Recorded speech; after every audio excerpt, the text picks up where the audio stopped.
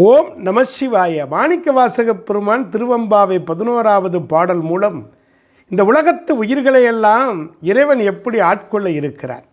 அனைத்து உயிர்களையும் இறைவன் ஆட்கொள்ளத்தான் போகிறான்.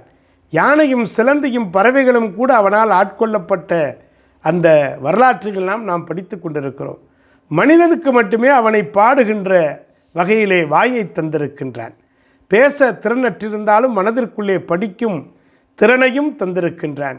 கிடைத்தற்கரிய இந்த மானுட பிறவியை பயன்படுத்தி நீராடும் போதும் உண்ணும் முன்பும் உறங்கும் முன்பும் நமச்சிவாயா என்று அவன் திருநாமம் சொல்லி பிறப்பற்ற நிலை அடைய வேண்டும் என்பதைத்தான் இந்த பாடலின் மூலமாக அவன் நமக்கு தருகிறான். பாவை நோன்பை நிறைவேற்றி வரக்கூடிய தன்மையை அற்புதமாக விளக்குகின்றான். எல்லாம் வல்ல சிவபெருமானை பாடினாலே நமக்கு எல்லாம் கிடைத்து விடுகிறது என்பதை விளக்குகிறார்.